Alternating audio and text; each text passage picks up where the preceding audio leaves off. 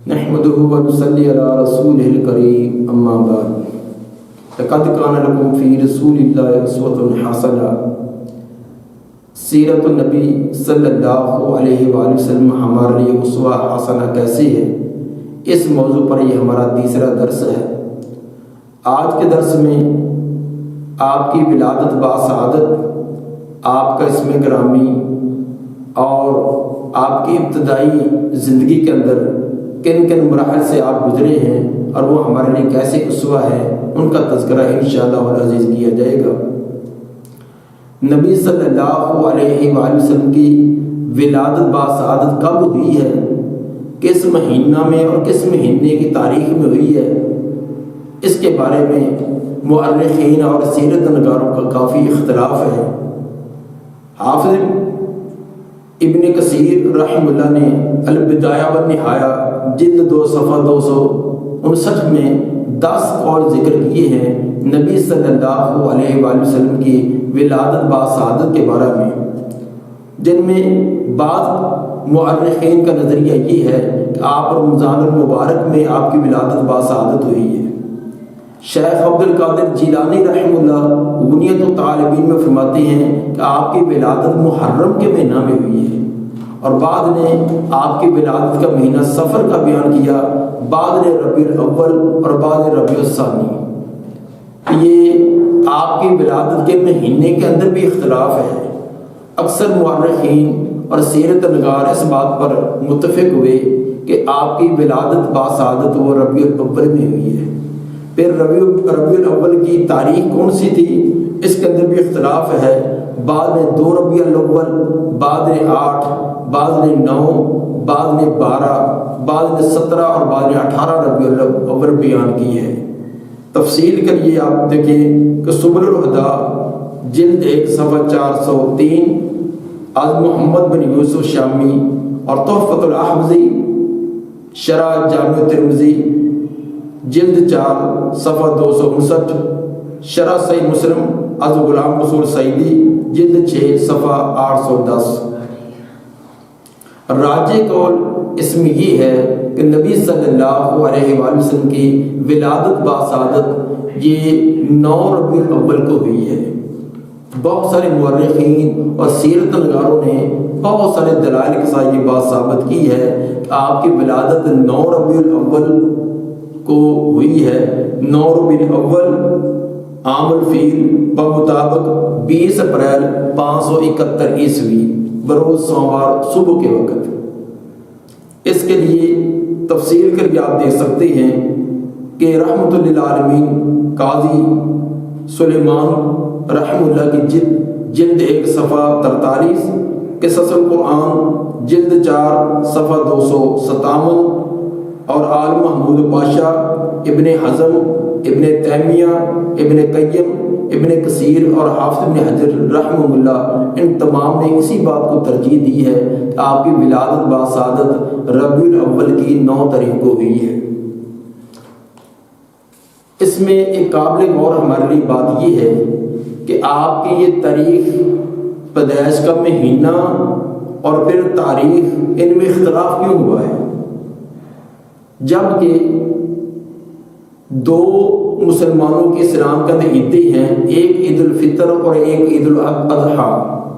اس کے اندر پوری امت کا اتفاق ہے کہ رمضان مکمل ہونے کے بعد شوال کی 1 کو عید الفطر ہے۔ پوری امت کے اس بات میں اتفاق ہے۔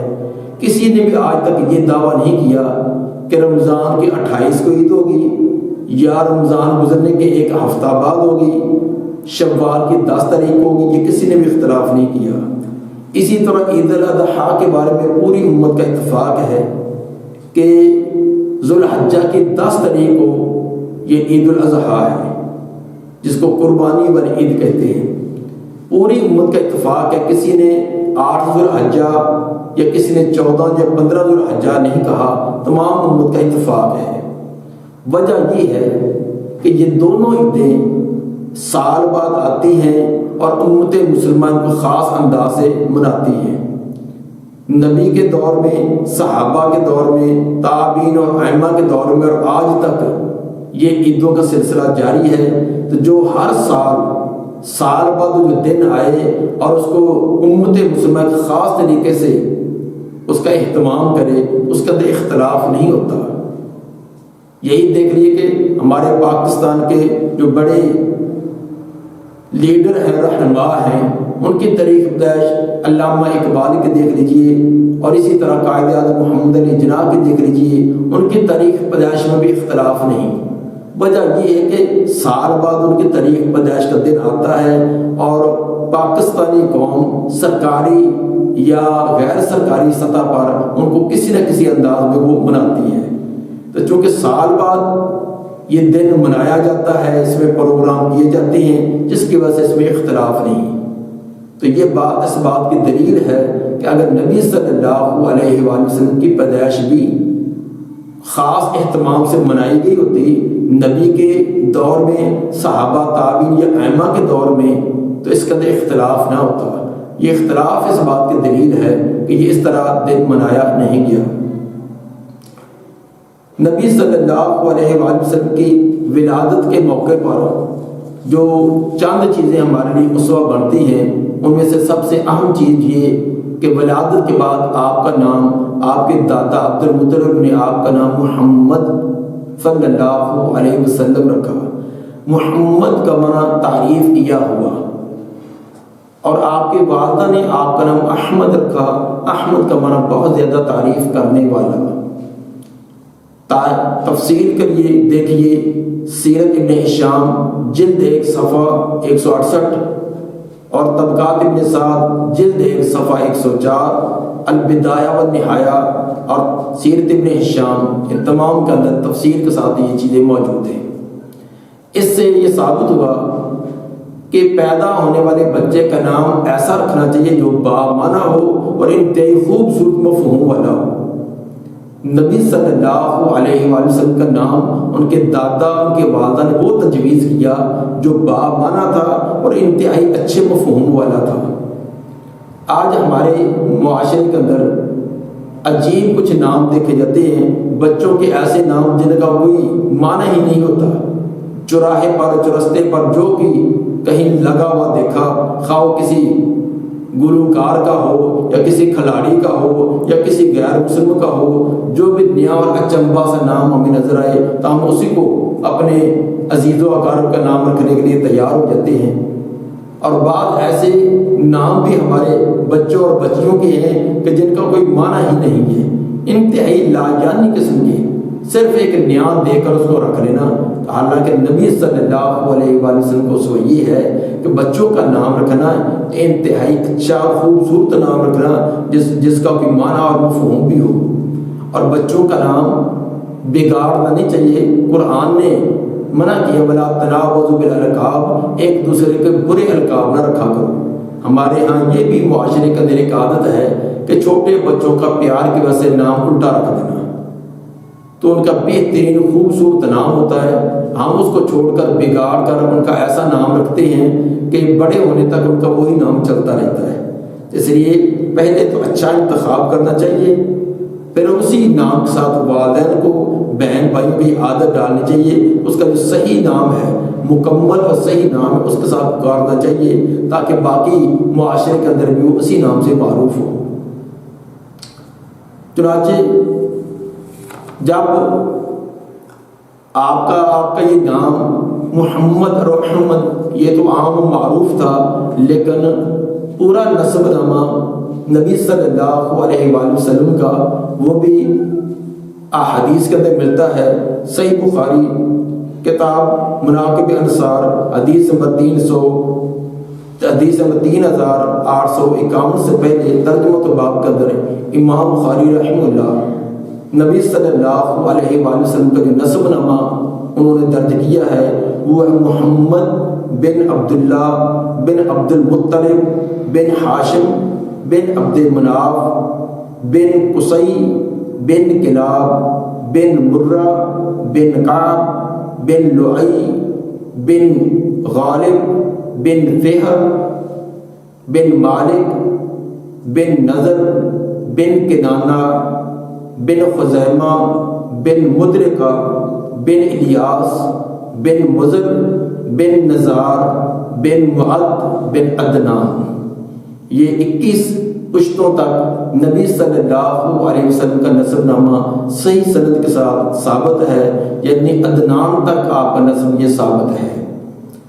البتہ قاضی سلیمان منصور پوری رحمہ اللہ نے رحمت للعالمین جلد 2 صفحہ 23 تا 29 آپ کا نسب نامہ 60 واسطوں سے حضرت اسماعیل علیہ السلام تک بھی بیان کیا ہے، اور 80 واسطوں کے ساتھ حضرت سیدنا آدم علیہ السلام تک بھی پہنچایا ہے۔ لیکن یہ ابن سعد اور قلبی کی روایت ہیں جن پر کلی طور پر اعتماد نہیں کیا جا سکتا۔ البتہ صحیح بخاری کے اندر جو ترجمہ الباب کے اندر امام بخاری نے 21 واسطوں سے آپ کا نسب نامہ بیان کیا ہے، وہ صحیح سند سے ثابت ہے۔ آپ کی ولادت و سعادت کے بعد آپ کا جو عربوں کے ہاں ایک طریقہ چلا آ رہا تھا کہ 7ویں دن بعد ختنہ کرنا، چنانچہ تاریخ اسلام الذہبی صفحہ 27 پر ہے کہ اس روٹین اور عادت کے مطابق 7ویں دن آپ کا ختنہ کیا گیا۔ تو اس بارے میں اور بھی قول ہیں کہ آپ کا ختنہ جو ہے یہ 7ویں دن ہوا تھا، یہ اس کے بعد، چنانچہ بعض روایات کے اندر یہ بھی ہے کہ آپ نے اپنا ختنہ جو ہے بڑی عمر میں ہونے کے بعد کیا۔ تو بہرحال ثابت یہ ہوا کہ نبی صلی اللہ علیہ وآلہ وسلم کا ختنہ عام رواج کے مطابق 7ویں دن، لقد کان لکم فی رسول اللہ اسوۃ حسنہ، پیغمبر کی زندگی ہمارے لیے اسوہ ہے کہ ہمیں بھی اپنے بچوں کا 7ویں دن مسنون طریقے سے ختنہ کرنا چاہیے۔ اور اسی طرح 7ویں دن پھر عقیقہ بھی، ختنہ بھی اور عقیقہ بھی، یہ دونوں چیزیں 7ویں دن کی گئی ہیں، جس طرح دلائل نبوہ البیہقی جلد 1 صفحہ 113 پر یہ چیز واضح طور پر بیان ہے کہ نبی صلی اللہ علیہ وسلم کا عقیقہ بھی 7ویں دن کیا گیا۔ البتہ ایک روایت انس بن مالک رضی اللہ تعالیٰ عنہ کی یہ ہے کہ عقا رسول اللہ صلی اللہ علیہ وسلم عن نفسہ بعد ما بعث بالنبوۃ، کہ نبوت کے بعد آپ نے خود اپنا عقیقہ کیا تھا۔ تو یہ مصنف عبدالرزاق حدیث نمبر 7960 اور اسی طرح سلسلہ صحیحہ حدیث نمبر 2726 میں یہ روایت بھی ہے۔ بہرحال آپ کا 7ویں دن عقیقہ ہوا ہو یا نبوت ملنے کے بعد آپ نے خود کیا ہو، ثابت یہ ہوا کہ عقیقہ کرنا یہ مسنون طریقہ ہے۔ نبی صلی اللہ علیہ وآلہ وسلم نے اس کی تاکید کی، فرمایا کہ کل غلام رہینۃ بعقیقتہ، ہر بچہ اپنے عقیقے کے ساتھ گروی رکھا ہوتا ہے۔ تذبح عنہ یوم السابع ویحلق رأسہ، 7ویں دن اس کی طرف سے عقیقہ بھی کیا جائے، اس کا سر بھی منڈوایا جائے۔ یہ ابو داؤد کے حدیث نمبر 2837 اور صحیح بخاری کے اندر بھی اسی مفہوم کی روایت ہے، صحیح بخاری کے حدیث نمبر 5472۔ اسی طرح بخاری کی 5472 روایت کے اندر یہ الفاظ بھی ہیں کہ مال غلام عقیقت، ہر بچے کے ساتھ عقیقہ ہے، یعنی ہر بچے کی طرف سے عقیقہ کیا جائے۔ وہ حریق عنہ دمن، اس کی طرف سے خون بہایا جائے یا جانوں کو ذبح کیا جائے۔ وہ امید عن الاعضاء، اور اس کے سر پر جو اعضاء ہیں، جو بال ہیں، ان کو اتارا جائے، ان کی حجامت کروائی جائے۔ تو اس سلسلہ میں عقیقہ جو ہے یہ 7ویں دن مسنون ہے۔ بہتر افضل یہی ہے، اس کے لیے کہ معمولی عذر بہانے پر آنا کہ مثلا اب ہماری چھٹیاں نہیں ہے، اب بچے کی جو پھوپھی نے آنا ہے، ان کے فلاں کزنوں نے آنا ہے، اس لیے ہفتہ لیٹ کر دیں، مہینہ لیٹ کر دیں، اگلے سال کر دیں، یہ کوئی درست نہیں ہے۔ مسنون طریقہ یہ ہے کہ 8ویں دن بچے کی طرف سے عقیقہ کیا جائے۔ اسی طرح نبی صلی اللہ علیہ وآلہ وسلم کی زندگی میں سے جو ہمارے لیے اسوہ ہے کہ 1 ہفتہ بعد، آپ کی پیدائش کے 1 ہفتہ کے بعد عرب کے دستور کے مطابق آپ کو حلیمہ سعدیہ رضی اللہ عنہا ان کی گود میں دے دیا گیا۔ عربوں کا یہ دستور تھا کہ بچوں کو دیہاتی ماحول میں بھیج دے تاکہ ان کی پرورش اچھی ہو اور وہاں کی فصیح لسان زبان کو حاصل کر سکیں۔ تو اسی سلسلہ میں نبی صلی اللہ علیہ وآلہ وسلم کو بھی پیدائش کے 1 ہفتہ بعد حلیمہ سعدیہ رضی اللہ عنہا ان کی نگرانی میں، ان کی پرورش میں دے دیا گیا۔ اس سے ثابت ہوا کہ بچوں کی ابتدائی سے نگرانی، ان کی پرورش، ان کی زبان کو فصیح اور بلیغ یہ سکھلانا یہ والدین کی ذمہ داری ہے۔ لاڈلا پن کی وجہ سے بچوں کو توتلا پن سکھلانا، ان کی زبان کو خود ہی ٹیڑھا مزاج کر دینا یہ درست نہیں ہے۔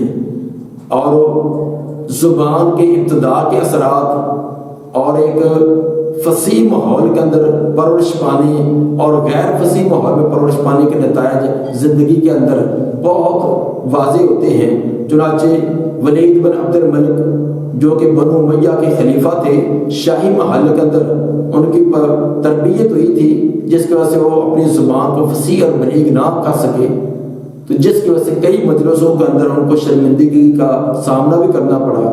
چنانچہ اپنے خلیفہ ہونے کے بعد، حکمران بننے کے بعد بھی ان کو کئی مجلسوں کے اندر اپنی زبان کو فصیح اور بلیغ نہ ہونے کی وجہ سے ندامت اور شرمندگی اٹھانی پڑی۔ ایک مرتبہ ایک آدمی ان کی عدالت میں کیس لے کر آیا کہ میرے داماد نے مجھ پر ظلم کیا ہے، تو اس نے آ کر جب اپنا قصہ بیان کرنے لگا تو خلیفہ پوچھنے لگا ولید بن عبد الملک کہ ما شأنک کا مطلب ہوتا ہے کہ تیرے اندر کیا عیب ہے، کیا برائی ہے۔ حالانکہ کہنا چاہیے تھا ما شأنک کہ تیرا کیا مسئلہ ہے، تجھے کیا پریشانی ہے۔ تو اس نے شأنک کی بجائے شأنک پوچھا، تو جس کا مطلب یہ تھا کہ تیرے اندر کیا عیب ہے، کیا نقص ہے۔ قریب ہی بیٹھے اس کے دوسرے بھائی نے اس کی اصلاح کی، سلیمان بن عبد الملک نے، کہ اللہ کے بندے شأنک نہیں بلکہ ما شأنک رفیع حالت میں مرفوع کر کے اس کو پڑھو۔ چنانچہ اس نے اپنی اصلاح کی اور پوچھا کہ ما شأنک تیرا کیا مسئلہ ہے، کیا تیرا پرابلم ہے۔ اس نے کہا کہ اس دیہاتی آدمی نے اپنا عذر بیان کیا، اس نے کہا کہ مجھ پر میرے داماد نے ظلم کیا ہے۔ تو اب خلیفہ کو پوچھنا چاہیے تھا کہ من خاتنوں کا، تیرا داماد کون ہے؟ اس نے من خاتنوں کا بجائے کہہ دیا من خاتنہ کا، تیرا ختنہ کس نے کیا ہے؟ تو دیہاتی آدمی کہنے لگا بھی ختنہ تو کسی جام نے کیا ہوگا، مجھے کیا پتا کس نے کیا۔ پھر اس کی اصلاح کی گئی کہ من خاتنہ کے بجائے من خاتنوں کا کہنا چاہیے۔ تو ثابت ہوا کہ فصیح اور بلیغ زبان اس کے زندگی پر اچھے اثرات ہوتے ہیں۔